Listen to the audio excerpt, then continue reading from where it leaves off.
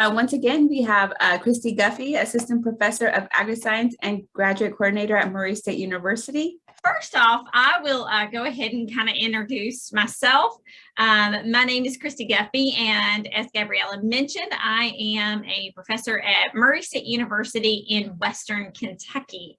And I'm just excited to have the opportunity to be able to speak to you all and to talk to you about a very important topic. This is National Farm Safety Week, and it's very important that we talk about not only our ability to take care of ourselves externally, but also internally. I think that's definitely something that is very important for us to be able to do and to be able to do that well.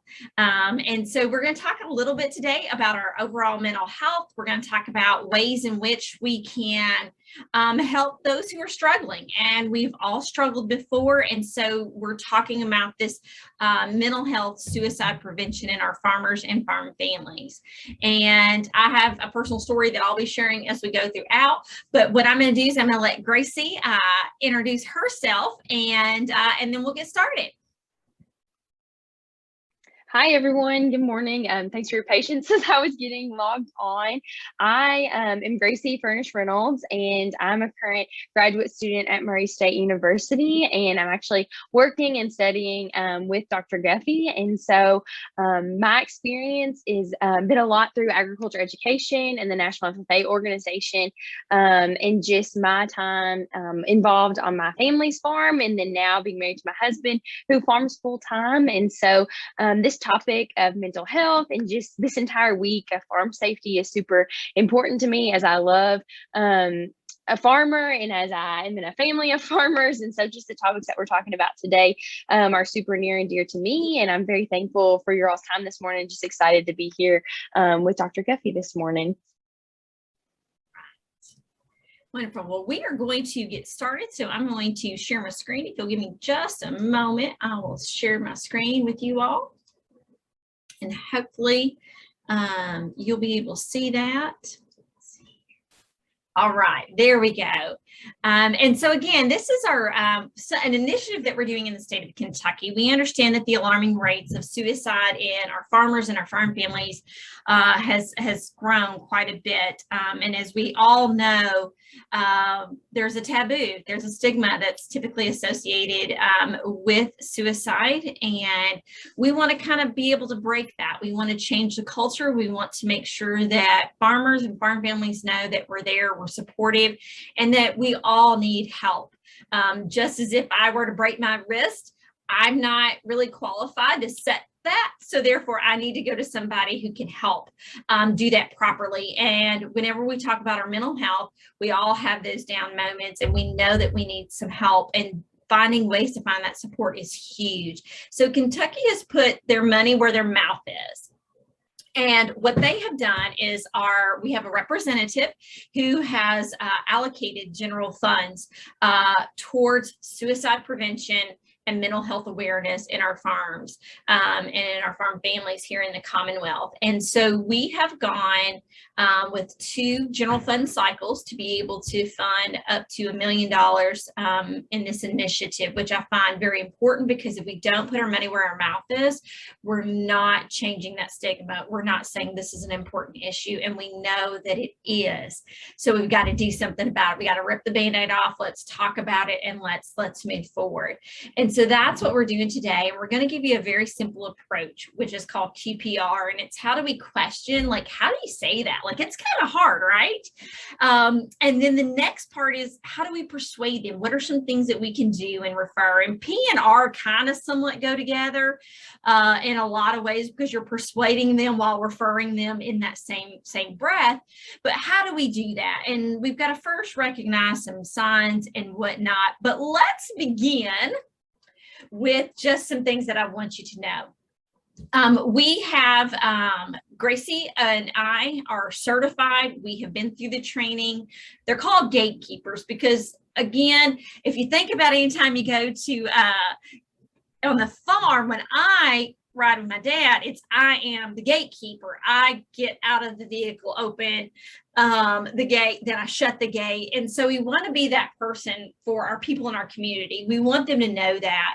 And so if at any part this becomes stressful or distressing to you, please reach out. You can do a private chat to us, and we would be glad to be able to help you and assist you in any way possible. We do have a girl named Kiara, and hopefully she'll be joining us here soon. I'll have Gracie looking out for her again. She's actually on Eastern time zone, and we're on the Central time zone. So we're figuring this out, and you just got to roll with the punches in life sometimes, and that's what we're doing here. But Kiara will have a breakout room that will help you all to be able to seek some additional help or talk to them face to face while we're continuing our discussion. So here's the main issue. One, there's alarming rates of stress, depression, and suicide amongst our production agriculturalists. And what we're finding is that within the pandemic, we've added additional stressors, right? We've definitely added some of those stressors with getting supplies, being isolated, things like that have definitely added more than what typically we have seen in the past. And so I'm going to share with you a video, and I'm going to double check here to make sure that that comes on. Does it sound good?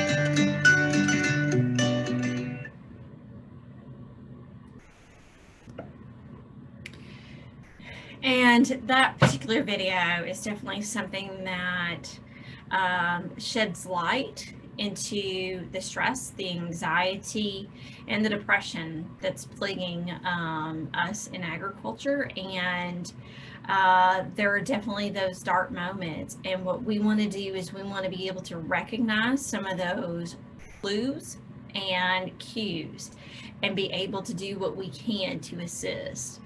I always like this one here. There are not one, but many cultures in agriculture. If you're a poultry grower, if you're a almond grower, if you're a tobacco farmer here in Kentucky, whatever it may be, there's different innuendos, different cultures within the field of agriculture. And we need to understand that. And one thing that we are doing in the state of Kentucky, which I find exciting, is we're making sure that our healthcare professionals are educated in agriculture, and we've actually now got the National Suicide Hotline. One thing they will do is they will ask if you are a farmer and from Kentucky, and then they will make sure to align you with a person on the other end that has been trained with our training, which helps them to understand the culture of agriculture and the stressors that play into what we do here. And so I think that's really great that we're trying to address the problem by educating people, because guess what? We're stubborn, we're hard-headed, we're independent, we work all these crazy hours. We don't know anything different. And we have faith that the seed I plant today is going to produce and provide a lifestyle for my family. And I think that's something that is, you know, kind of unique and indicative of what we do here in agriculture. And it's embedded in us, right? It's kind of in our DNA that we're going to work hard. We're going to have faith, because guess what? We never know what Mother Nature, a pandemic, and prices are going to do. We don't know how trade embargoes and legislation and policy, we never know how any of that is ever going to play out. And yet we still get up every morning and we go and we feed our cattle, and we go and we take care of our livestock and our crops. And so I think that's really interesting, because our values also kind of play into those stressors. I like to tell the thing about my dad, who literally refused to go across the road. We had a front end loader to break, and he tried welding it back on. It didn't hold. And so he immediately went, you know, and I'm like, okay, he's going to go next door and ask our neighbor. Oh, no. We figured out another way, which was not necessarily the safest way, but just again, gives that indication of stubborn and independent and not wanting to ask anyone for help. And I think that that's something that we hold is true and evident in production agriculture, and something that we have to figure out how to make people understand it's okay to get help, and it's okay to ask for that. And then, of course, in rural America, you know, I don't know where you all are from, but I guarantee you that you understand what being in a rural place means. Lack of providers. I mean, you can't even get internet in some places in the country, let alone have mental health professionals that are stationed here. I live in a town that's roughly about 17,000 in the city, and roughly total around 25 to 30,000 maybe total in the county. And so we have a regional hospital, which is great, but we have a limited number of mental health providers. And what that means is, guess what? It's not a I need you now, can I get in kind of scenario. And so you get put on the list. And that's one of our barriers. We have other places. Gracie, how far are you from the nearest area that would have a mental health care provider? I would say probably 45, 50 minutes, maybe an hour to Paducah, Kentucky. So we're in far Western Kentucky. But if we wanted to go somewhere larger, like a Nashville, place like that, it'd be about 2.5 hours. Yeah. And so, I mean, the time, and you all know that time is money, and we're busy working, and we're trying to get, you know, the hay put up before the rain comes. And do I have an hour one way? And, you know, so you're talking about half of your day could be gone. And do we have time to be able to do that? Another thing is that close-knit community with the stigma. You don't want people to know, you don't want your neighbor to know that I need to go to get some counseling. And so I think that plays into it as well. Definitely in very close-knit communities, everybody knows everybody's business, and you want to not seem like you need help, when in actuality, we all need help. Every single one of us needs help. And so our goal is to continue to try to break that stigma. And so here are some alternative things that I want to go ahead and throw out there that's kind of unique to rural communities, right? So we have our churches and our pastors, and so many of them in their seminary actually have counseling built in.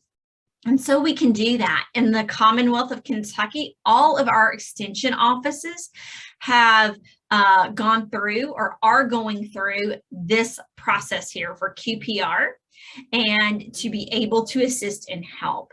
There are community-based intervention groups, and it's trying to find these resources. So one thing Gracie's going to talk about when she talks about refer is knowing what's in your area. That's just kind of playing offense. If you're, you know, doing basketball or anything like that, you know, nothing beats a great defense as a good offense. And we need to be off, you know, play our offense here. We need to have those already in our head. We need to have cards. We need to have things at the ready to be able to assist and help individuals who are going through a tough time. And so what does the future hold?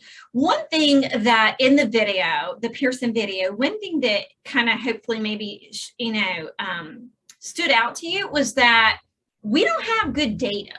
And obviously when you, as a professor, anytime we try to move forward with things and what we're going to do, we want to know the real numbers. Let's talk about this.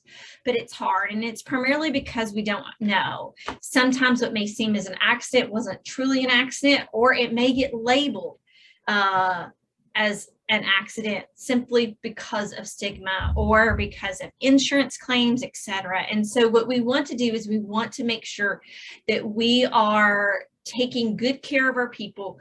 We're trying to code what we can in a proper column and whatnot, so that we can continue this research and continue to find ways that can help change the culture and stigma of suicide.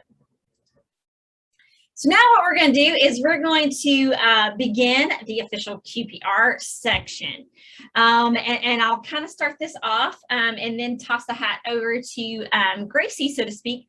But, we all have these various stories and these various things of why we're here, why we're talking about mental health, and why we're talking about the internal, viability of ourselves. And 2 years ago, I got a phone call. I was actually in Providence, Rhode Island, doing some work up there. And I got a phone call at 3:30 in the morning. And it was a hotel phone. And my husband was on the other end of the line. And he said, "Christy, Stilton has shot himself. They're life flighting him to Vanderbilt in Nashville, Tennessee." So I didn't sign up to do suicide prevention as, oh, this is exciting and fun. And I want to be the Talos person. I want to be the mascot for this. It became what I had to do. It's what we have to do. We are very fortunate that my nephew survived, but he still suffers, and he still gets help to this very day, and will continue to get help. But it changed how I viewed things. I saw the clues, but after the fact. And so understanding those cues, those situational clues that Gracie's going to talk about here in just a minute, is so vitally important for us. And in March of this year, I attended a funeral of a prominent farmer in Western Kentucky. Farmed over 10,000 acres, well known, definitely a mover and shaker with the latest technology. And I actually was a high school teacher in agriculture in that community. And they welcomed me. I was the first female in the community to teach ag. And of course, there was a stigma associated with that, but they were the ones who broke the barriers. Well, the pressure and life became too much, and he took his own life. And it ignited my passion even more that we must do more. And if we can provide a single ray of hope, then I will continue to keep talking about this and talking about this as long as I possibly can. And it's because of them that I do what I do. And so what we're going to do now is we're hoping to equip you with the training that will help you to be able to be that talisman, that hope for someone in your community, in your family, heck, even a stranger, but to be that hope.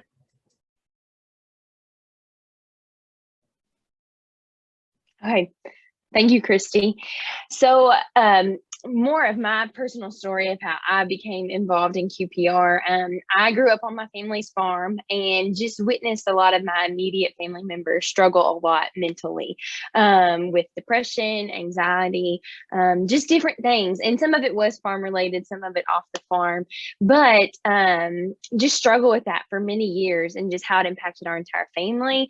I'm someone, I hate to see people walk through something alone. And so it was really hard for me to figure out my way to help them. I want to fix things. I want to help.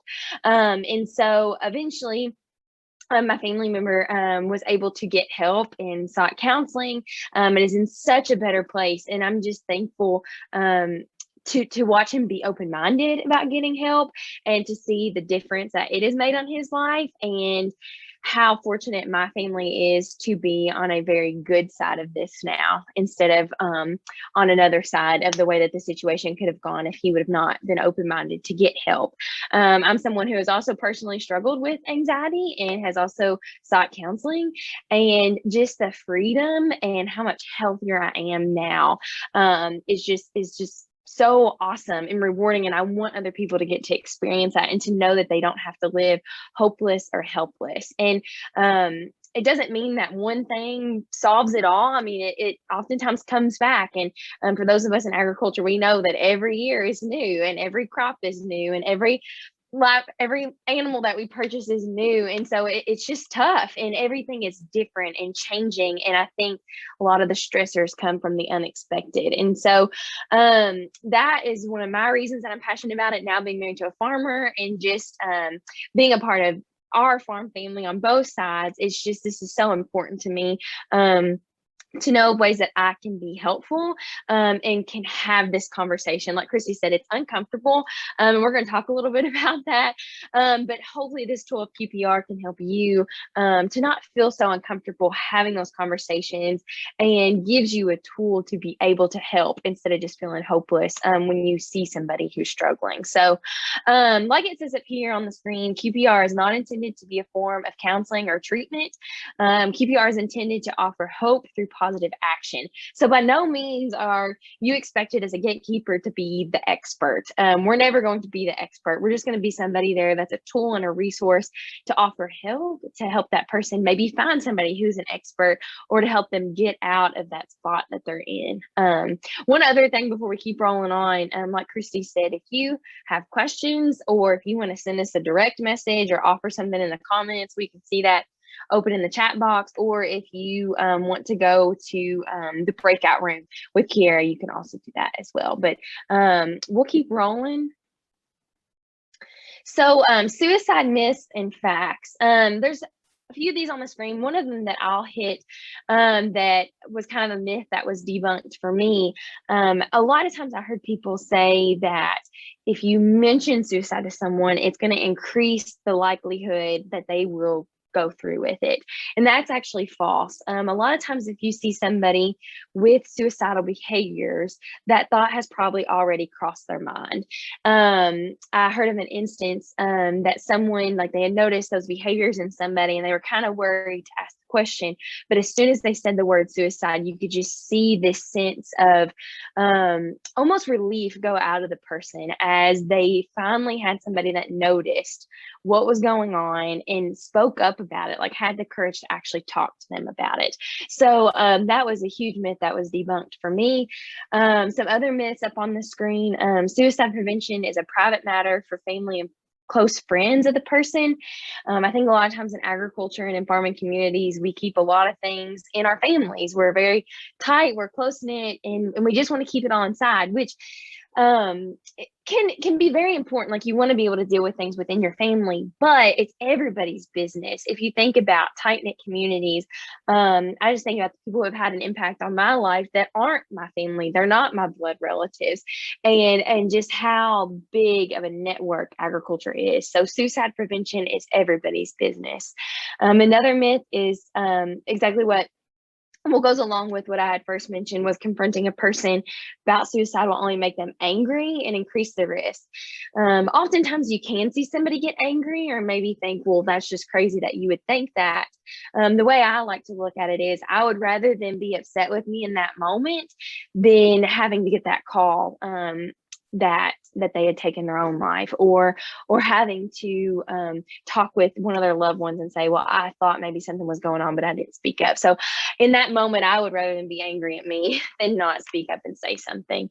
Then another myth, only experts can prevent suicide. So the fact with that is research shows that not only experts, but also non-professionals can be effective interventionists. And if you think about that, if you think about the people that you're in daily contact with, it's not always going to be those experts. A lot of times you have to make an appointment to be with an expert or reach out. They're very much available. Like they want us to call them, they want us to reach out and all those things. But we, as a people day to day with other people, we're the ones who are going to be the effective interventionist. So suicidal people keep their plans to themselves. That is a myth. The fact is most suicidal people communicate their intent sometime during the week preceding their attempt. So we'll see some of those signs coming up in the next few slides as we continue on. But most of the time people will communicate their plans and communicate what they're thinking. So trying to pick up through QPR how we can pick up on those clues. Those who talk about suicide don't do it. That myth is completely false. So people who talk about suicide may try or even complete an act of self-destruction. And then this last myth up here, once a person decides to complete suicide, there's nothing anyone can do to try to stop them. That's completely wrong. There have been so many stories of people who have called somebody maybe on their way to complete the suicide, or within that week of those thought processes happening, and that person has saved somebody's life. And so just stepping up and saying one thing can save somebody's life. So these are some of the QPI suicide clues and warning signs. The more clues and signs observed, definitely the greater the risk. And a lot of times though, even if you only see one clue or sign, take it seriously, because a lot of times people, they're helpless and hopeless. And so they may communicate it, but in like more ways and more clues and more signs, but sometimes they may not. But definitely take all signs seriously. And if the thought suicide comes to mind when you see somebody or you see those clues and signs, then there's a really high chance that they are thinking about it. So some direct verbal clues. So I've decided to kill myself. I wish I were dead. I'm going to commit suicide. I'm going to end it all. If such and such doesn't happen, I'll kill myself. And a lot of my work is with young people, and especially in high school, middle school, and a lot of times we'll hear young people say, they'll just joke about it, like, I'm going to kill myself. And that's not a joke. But I think with adults too, just hearing those clues and talking about it, being like, hey, that's not a joke, but let's talk about it. Don't just write it off as maybe they're joking, because they may say it like a joke. I have a lot of friends who are very funny, but if I ever heard one say something like that, I would want to say, and pull them to the side and say, hey, like, what's going on? Do you really mean that? What's going on and what's happening? So some indirect verbal cues. I'm tired of life. I just can't go on. My family would be better off without me. That one hits really close to home too, because a lot of farmers, it's farm families. And so that weight of just taking care of their family is so heavy on a farmer. And my husband, he actually farms with his grandfather, who is 82 years old, and it has been his role his entire life to take care of their family through that farm. They have three full-time employees, and their family's livelihoods pretty much comes from the farm. Their spouses also work, but just that weight of having to take care of people, and they're not technically supposed to take on that weight, but they just do. And so you may hear someone say, my family would be better off without me, this place would be better off without me. So definitely take that seriously. Who cares if I'm dead anyway? I just want out. I won't be around much longer, and then pretty soon you won't have to worry about me. So definitely taking those indirect verbal clues very, very seriously. So some behavioral clues, any previous suicide attempts, acquiring a gun or stockpiling pills, co-occurring depression, moodiness, hopelessness, putting personal affairs in order. So kind of lining out different things that you maybe think that's kind of odd. Like, why are they putting those things in order right now? Like, that's just not something they would typically do. Then giving away prized possessions, sudden interest or disinterest in religion, drug or alcohol abuse, farewell notes, insomnia, neglect of personal hygiene, neglect of the farm. If you notice they're doing things that are way out of character, and unexplained anger, aggression, and irritability. And so I'll just share a personal one right now. So my husband and I, Jonathan and I, we do have firearms in our home, and it was very uncomfortable, but I brought up to him, not that I've noticed signs, but I just told him, I said, if you ever, if the thought just crosses your mind, of suicide, because we do have those firearms in the home for protection, I said, you have to tell me. And I said, we have to do something. I said, don't just keep that to yourself. And it was uncomfortable for both of us in that conversation, but I was just so thankful after we had the conversation that we were just on the same term of, let's talk about it. If something's going on, I want to know. Don't just face it alone, but you've got to let me know what's going on. And one thing that I kind of always like to throw in there too, I think my ideal image of this behavioral clue really comes maybe and stems from movies and different things of this farewell note. And I think I've always had in my mind that there is a farewell note, but research has proven time and time again that this is less than 5% of all suicides leave a farewell note. And so I think sometimes people think that that's what they're looking for, when in actuality it's probably a lot of these other behavioral clues. It could be a farewell note, but that's not, I guess in my mind, I always kind of had that idea that that's what it would be. That's what I would be finding. And, in my nephew's situation, that was not it at all. There was nothing. There was the clues of, you'll just be better off when I'm gone. You won't have to worry about me anymore. And those were the ones that were more significant, that stuck out more and were repetitive. And there was no farewell note. So I definitely want to just kind of interject that in there, because again, I think the way that media or, movies have portrayed it is that is what is there for you, when in actuality, research proves that it's not.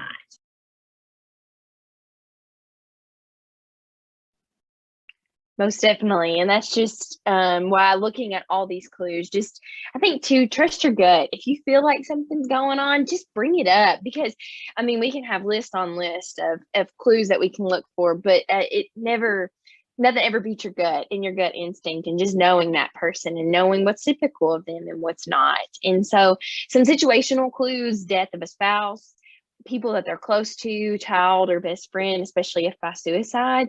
So sometimes if one person will commit suicide, then maybe it may make other people think of it as well. Diagnosis of a serious or terminal illness, anticipated loss of financial security, which is something definitely in agriculture we struggle a lot with, is that financial security, and just wondering if you're going to make it through another farming season. And it's just always changing. Loss of a close counselor or mental health care provider, someone that maybe they've put their trust in if they've gotten some help from somebody before. Then fear of becoming a burden to others. And then also loss of the farm, crop failures, and extreme weather conditions. So a lot of things that are outside of someone's control can definitely be situational clues. Tips for asking the suicide question. So if in doubt, don't wait. Just ask the question. Like we said, trust your gut and just ask. If the person is reluctant, be persistent. Not in an attacking way. We never want to make this person think that we're upset with them. Just be persistent in talking to them about it. If they automatically just respond no, just be like, okay, then what's going on? I noticed something happening, and what's happening. So talk to the person alone in a private setting. You never want to bring this up in front of other people. That can cause embarrassment. You don't really want to talk about it behind their back to somebody. It's okay to go to somebody and say, hey, I'm kind of concerned about such and such. Have you noticed these things too? But you never want to call that person out or talk to them in front of other people. Allow the person to talk freely. You want to be somebody to listen, especially with this question in QPR, this question part.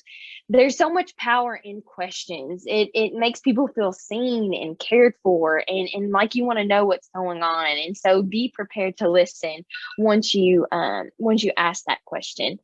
Definitely give yourself plenty of time. You don't want to ask this question and then go into something else real quickly. And you want to make sure there's enough time that you can talk about stuff, and then be prepared with potential referral info. So we'll talk about that with the R part of QPR. So remember that how you ask the question is less important than the fact that you are asking the question. And so don't get so caught up in saying the exact right words. How you ask it is less important than the fact that you're asking the question. So a less direct approach is, have you been unhappy lately? Have you been so very unhappy lately that you've been thinking about ending your life? And also, do you ever wish you could go to sleep and never wake up? So these are some less direct questions you can ask someone if you think that they may be thinking of suicide. A more direct approach is, when people are as upset as you seem to be, they sometimes wish they were dead. I'm wondering if you're feeling that way too. And then another one is, it sounds like you were going through a really hard time. Have you been having any thoughts about suicide? And these are just options. You don't have to say it in these specific ways. You know how you communicate, you know who you are. So just do it in your way. Do it in the way that you talk to that person. And with the note at the bottom, if you cannot ask the question, find someone who can. If you don't feel comfortable asking it, don't just brush it off and say, oh, I don't need to worry about it. Go find someone who can ask the question. The way we don't want to ask the question is, you're not suicidal, are you? Because someone is probably automatically just going to say no, because they can tell like you might not be very comfortable talking about it. So they really don't want to bring it up to you. So they're just going to say no and just move on. You just want to leave it open-ended. So they can't just say yes or no. You want to ask a question that's going to open it up into conversation. And so it's going to be uncomfortable, but I promise it's worth it. And you want to be sure to keep it open and not shut that person down. And I'm going to take the P part here. And if you think about it, so your ultimate goal is really, you've seen that something's up, something's not right, that it could be the loss of the generational farm, it could be financial issues, death, you're seeing the clues. The next thing you got to do is you got to persuade them. And, how do you persuade somebody to live who's in the dark pit and cannot figure a way out? And that's essentially what it is. It's like they're in a cave, the walls are caving in. I can't see a way out. And so first of all, I have the biggest issue and problem. I like to empathize a lot, and I'll be like, let me tell you. Okay, let me tell you. And I want to fix it. And so the biggest thing for me is to keep my mouth shut. I was nicknamed Mouth of the South as a child. And so therefore, that's a big, huge problem for me. But it's so important for me to remember that it's not about me. It is about them. And I must listen to them and give them the full attention. That's a part of the persuasion. And I don't think I ever really truly thought about it like that. That's really truly a part of the persuasion, is me making sure that their voice is heard. We all want somebody to hear us, especially when we're crying out. If I think about my children growing up, they wanted attention and they wanted us to hear them. And so understanding that I'm there to listen, I'm not there to go, oh, well, you should just do X, Y, and Z, and then it'll be fine. That's dismissing. That's almost like that question before is, you're not suicidal, are you? That's being judgmental, and we don't want to rush to judgment, and we don't want to say, oh, well, here, this is all you have to do. Because I kind of somewhat that remember, suicide is not the problem, only the solution to a perceived unsolvable problem. I do want to address that, like the unsolvable problem piece, perceived. There are some things that are hard to, that I think are unsolvable in some ways, because if you lose that generational farm, you don't just get it back. And so again, suicide is not the problem. It is their solution, they feel like. And so not rushing to judgment, not turn around and saying, hey, do X, Y, Z, and you should be fine. No big deal. That's not what you want to do in trying to persuade them that there's hope, that you are there for them, and that you want to make sure that they have the space and the time to be heard. And sometimes it's just kind of, removing that burden off your shoulder by sharing it with somebody. And I think that's important for you to remember when you're in this frame of persuasion. I'm real big about like, okay, go with me. Let me drive you. Here, I'll call. We all have phones. There's apps now, which are great, which we'll talk about in a little bit. But we want people to get help. And you just don't want to go, you're going to do it, right? Okay, maybe a promise. And this one right here where it says, will you promise me not to kill yourself? So I don't like that one. I'm going to go ahead and tell you that's not something I would say. Be genuine. Like, and if you ask someone who's in that dark spot, in that moment, now promise me you're going to be all right. I don't think that's good enough. I think that's a cop out for saying, hey, I don't want the sticky part. Well, guess what? If you're a friend and you're committed, then you got to stick with them. And it can't be I'm here for you now, but hey, oh, sorry, wait a minute, I've got something going on and I've got to leave. You got to give them space. You got to give them time, not space, excuse me. You got to give them time, and you got to make sure that you're listening to them and that you persuade them. Let me go with you. I want to make sure you're getting help. Your willingness, literally, that you're going to be there and you're not going to give up on them, is huge, and that gives them that encouragement and that strength to make a difference in their life.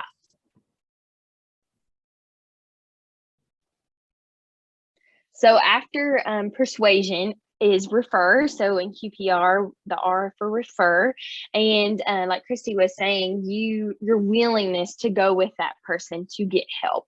Suicidal people often believe they cannot be helped, so you may have to do more.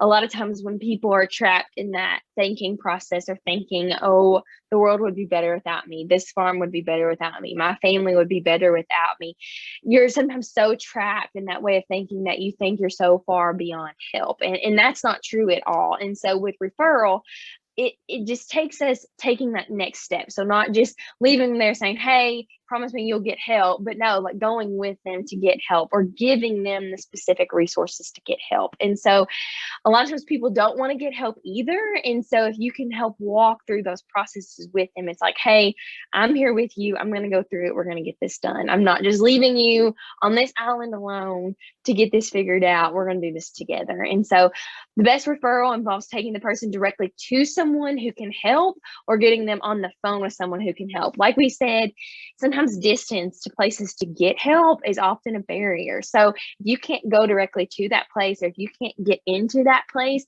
getting them on the phone with someone can help is a huge part. And so up on the screen, there's the number for NAMI, NAMI.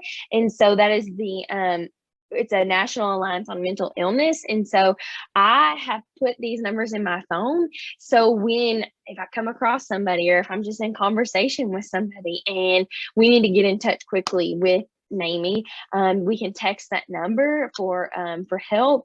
Then you can also call that hotline that's up there on the screen, the helpline, and then the NAMI helpline chat. And so some people are more comfortable with texting, some people are more comfortable with calling. And so whatever it is, just helping people to have those resources. There's also the National Suicide Prevention Lifeline, which you can find that number on Google, and then I put that in my phone. And then we highly recommend, just in your areas of the world, wherever you are, your local communities, and even if it's a drive for an hour or so, putting some of those numbers in your phone too, so you have those immediately, that you can give that number to somebody, or you can call that number with that person standing there. And I want to say this too, is that also NAMI is not just necessarily for the individual in crisis, but they have people that are trained to help you as this gatekeeper, as this person assisting. They also have like resources. If you're hitting kind of the wall and you're like, I don't know that I'm helping, they've got some other things. They'll ask you some questions like, what have you done? What have you said? Have you tried this? And again, what is it? The emotional, I can't think of what it's called right now, but emotional fatigue is real. And, you need to make sure that you're, checking in on you as well as you go through this process. And so that's very important for you all to remember. And if you're kind of like, yeah, Gracie, great, I'm glad you added those to your phone, I don't know that I need to do that. why not? Mhm. Why not? It doesn't hurt anything and doesn't take up much time for you just to add a few of those numbers there, and then you have them when the situation, it's preparedness, it's playing offense, and I think it's important to remember that. The next best referral is getting a commitment from them to accept help and then making the arrangements for them to get that help. And so like we were saying, we highly recommend doing it with them, like walking through those steps with them, taking them to get help. But if that doesn't work, if they're completely unwilling, then getting that commitment from them. And then the third best is to give referral information and try to get a good faith commitment from them to not commit suicide. And so any willingness to accept help is a good outcome from this. And I think something to remember with QPR is we may not see immediate results in that moment, and sometimes that can be very frustrating, but always knowing that you're planting those seeds of hope for somebody and that you are seeing them and what they're going through. You were courageous enough and you cared enough to ask the question, and just that you didn't just blow it off or just ignore it. And that helps somebody tremendously. And I think we can each think of a time in our lives when we've gone through something really hard and maybe nobody noticed, and we're just like, if somebody would just notice. And so just being that person that notices for somebody and cares enough to ask the question and cares enough to talk with them about it and just to be there to listen, and always just checking back in on that person. Like, this one moment of talking about this doesn't have to be it. If you see them daily, if you see them once a week, being like, hey, how you doing? Call them up and say, hey, you want to go get lunch? Hey, you want to go get dinner, you want to go get a coffee, whatever it is, like just calling that person. And I think having that relationship, being in a community of people that care about you, that is so important for people who are facing things like this. And I think in this day and age with the pandemic and just things being different than they've ever been before, a lot of people are feeling lonely and isolated. And I think any time that we can check in on people is super, super crucial. And especially in agriculture, we love what we do. We're passionate about it. It can be fun, but it's also challenging, and it can also be very lonely because a lot of people don't often know what we do. And a lot of times it can be hard to find people that understand the financial burden, the stress that we're under, having to deal with the weather and prices and just all these things. And so us in agriculture, we just need to band together to help each other and to be there to understand and to be there to listen and to offer hope for other people.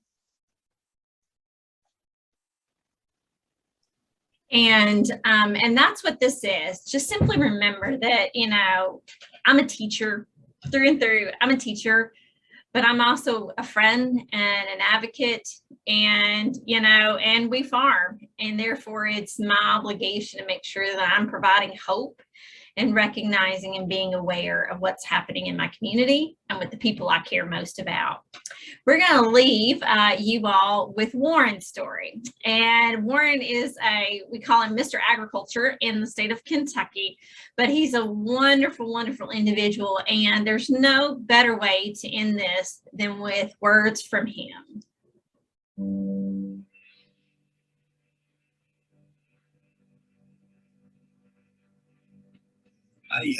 I started out here on this farm as a hog farmer back in 1980, and I absolutely love hog farming. I mean, I just eat, sleep, dream about trying to make a really, really good one, and had a really good business going with selling lots of boars and gilts and just the market hog business. And in December of '98, big business got really bad. Hogs got to 10 cents a pound. We had 1,200 sows, three farms, and break even was probably 35 cents, and we were bleeding money. And so I was sitting at this table, 3 o'clock in the morning, worried sick. How was I going to pay my bills? How was I going to make it? It was difficult. I mean, it felt like the whole world was on me from the time sitting at this table to even starting over. I started over at 43 years old. I was embarrassed. I was ashamed. I was too proud. But I worked there at the Department of Ag for 16 years, and then moved over to the Governor's Office of Ag Policy. And I will tell you, this job has been the most wonderful experience that I've ever had. I have learned more about agriculture. I eat it, sleep it, want to learn about it, think about it all the time. And I think back to those days sitting here at this table, what looked so bad, like the world was about to end for me, turned out to be an absolute blessing.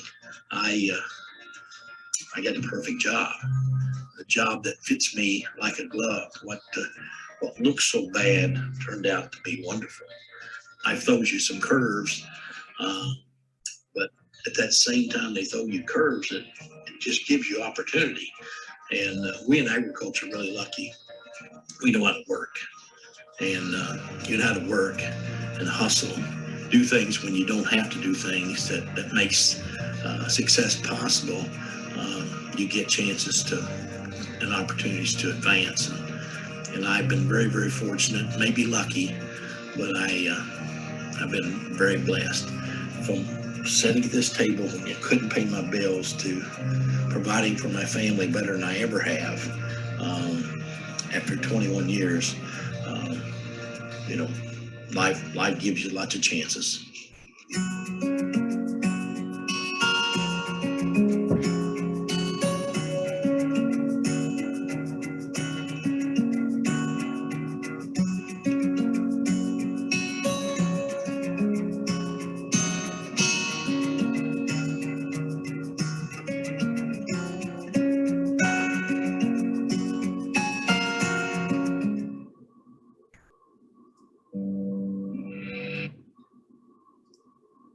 Yeah.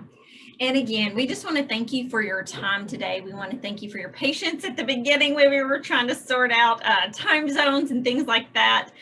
We do apologize for that, definitely. And again, we just want to thank you all for making this a priority today and understanding that this is important and this is something that we all need to do together, because this is a community problem and together we can solve it. So again, thank you all so much, and we truly appreciate it. Thank you so much for this wonderful presentation, very much needed presentation. And sorry again for not realizing or not remembering that Kentucky has 2 different time zones. That is A-okay. Most people don't know that. So we're a unique state. And then Yes. that makes it even more challenging. Did anybody have any questions? And if you would like to reach out to us, I will see if I can get permission from Christy Guffey and Gracie to share their contact information. They also let us, gave us permission to record today's presentation and provided us with a copy of the presentation. So that will be up on our website by the end of this week. And I added my email address in the chat, and definitely Gabriella can share my contact information with any of you if you need assistance. Thank you so much. And thank you everybody for being patient, and I hope you have a great day. Thank you all. Thank you.